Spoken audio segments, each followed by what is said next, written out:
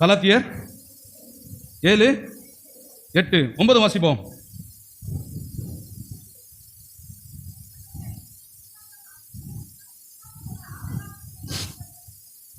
பாருங்க, சொல்லப்பட்டிருக்கிறது, அந்தபடியே விசுவாச மார்க்கத்தார் விசுவாசமுள்ள ஆபிரகாமுடனே ஆசீர்வதிக்கப்படுகிறார்கள்.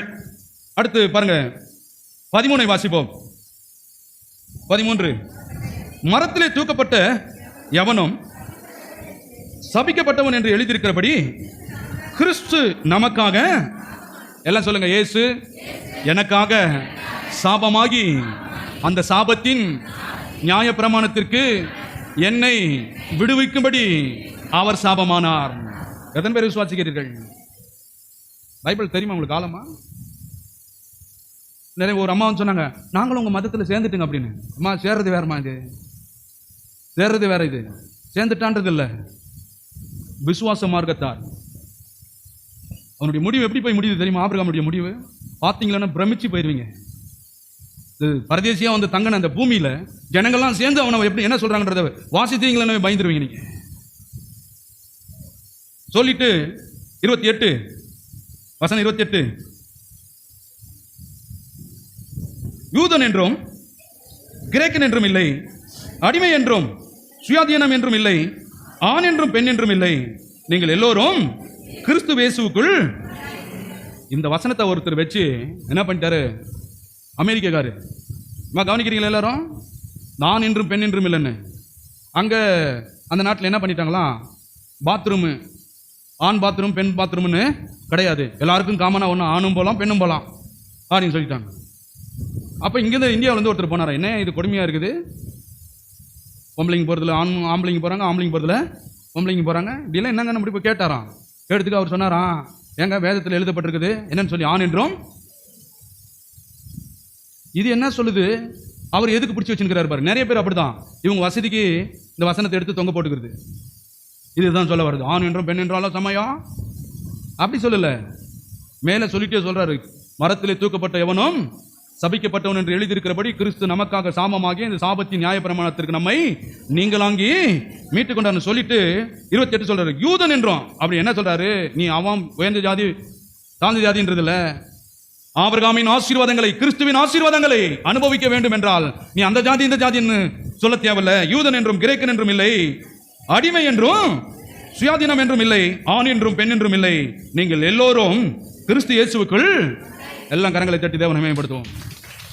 நீ யாரா இருந்தாலும் சரி, எந்த ஜாதியா இருந்தாலும் சரி, எந்த மதமா இருந்தாலும் சரி, எந்த நாட்டை சார்ந்தவனா இருந்தாலும் சரி, வெள்ளக்காரனா இருந்தாலும் சரி, ஆண்டவருக்குள்ள எல்லாம் சொல்றாரு, இந்த ஆபிரகாமின் ஆசீர்வாதங்களை ஆண் என்றும் இல்லை பெண் என்றும் இல்லை, கிரேக்கன் என்றும் இல்லை, அவன் இவன்லாம் கிடையாது, இந்த விசுவாசத்தால் எல்லாருக்கும் இந்த ஆசீர்வாதம் சமம் என்று சொல்லி வேதம் சொல்லப்பட்டிருக்கிறது.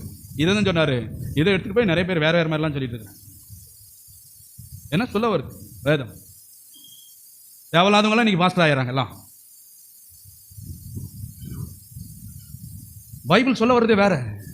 அதனால யாக்கோபு 1வது அதிகாரத்தில் சொல்லப்பட்டிருக்கிறாரு, யாக்கோபு 3, என் சகோதரரே, அதிக ஆக்கினை தீர்ப்பு அடையோம் என்று நீங்கள் அநேகர் போதகராகாது இருப்பீர்கள். ஏன்னா நம்பி பிரஜாதிகள் எல்லாம் உங்ககிட்ட வராங்க, ராஜாக்கள் இங்க எழும்பணும், அந்த மாதிரி பிரசங்கமா இருக்கணும், கடன் மன்னிக்கப்படுறவனா இருக்கணும், வாழணும், கொடுக்கிறவனா இருக்கணும், வாங்குறவனா இருக்கக்கூடாது. அந்த மாதிரி வார்த்தைகளை பிரசங்கம் பண்ணும் பொழுதுதான் அவன் தான் தேவனால் அழைக்கப்பட்ட தேவ ஊழியர், ஜனங்களை வாழ வைக்கிறவனா இருக்கணும். எப்ப பார்த்தாலும் ஏதாவது ஒன்று சொல்லிட்டு இருக்கிறவனுக்கு பேரு ஊழியக்காரனே கிடையாது. சொல்லிட்டு பாருங்க, முடிக்க போறேன். அடுத்து 29 சொல்றாரு, நீங்கள் கிறிஸ்துவின் உடையவர்களானால் ஆபிரகாமின் சந்ததியாராகவும் வாக்குத்தத்தத்தின்படியே சுதந்திரமாய் இருக்கிறீர்கள். நான் சொல்றேன், அப்ப நீங்க ஆபிரகாமின் சந்ததின்னு சொன்னா ஆசீர்வாதங்களை சுதந்திரிக்காம இருக்க மாட்டீங்க. அவனை மாதிரியே தான் நீங்களும் அந்நிய தேசத்திலிருந்து வந்திருக்கீங்க, அந்நிய தேவர்களை வணங்கினீங்க. இவனுடைய வாழ்க்கையில் என்ன நடந்துச்சோ இந்த உலகத்தில் நமக்கும் அதே தான் நடந்திருக்கிறது. இன்னைக்கு விசுவாசத்திற்கெல்லாம் தகப்பன் அவன், ஆசீர்வாதங்களுக்கு முதலாளியாளன் அவன், அவனை பின்பற்றுகிறவன் இப்படி இருக்க மாட்டான். ஏழையிலும் ஓட்டாண்டியிலும் வறுமையிலும் தரித்திரத்திலும் இருக்க மாட்டான். பைபிள் என்ன சொல்ல வருது? நாங்கள் என்ன எல்லாரும் வர வச்சு எல்லாரும் குடிங்க நான் சொல்லி கொடுக்குறேங்க. அப்புறமா சொன்னாங்க பாருங்க, என் பையன் அங்கே போய் கெட்டு போயிட்டாயா ஏமான்னு கேட்டான். எங்கள் கடவுளை விட்டு அங்கே போயிட்டானா, இப்போ சினிமாவை கூட்டம் வர மாட்டாயா? இது என்ன கெட்டு போயிருதா? இது யாரு கூட சேர மாட்டாயா? எப்போ பார்த்தாலும் பைபிளை எடுத்து வச்சுட்டே இருக்கிறேன், இது என்ன கெட்டு போயிட்டானா சொல்றது? அவன் நல்லா கேட்டான், கர்த்தருடைய வேதத்தில் இரவும் பகலும் தியானமா இருக்கிற மனுஷன். ஏன்னா அதை படிக்கிறவன் பொண்டாட்டியை நல்லா வச்சுப்பான், பிள்ளைங்களை நல்லா வச்சுப்பான், சமுதாயத்தில் நல்லா இருப்பான். அதை படிக்கிறவன் மேன்மையான ஒரு வாழ்க்கை வாழ்வான் அப்படின்றத தெரிஞ்சுக்கணும்.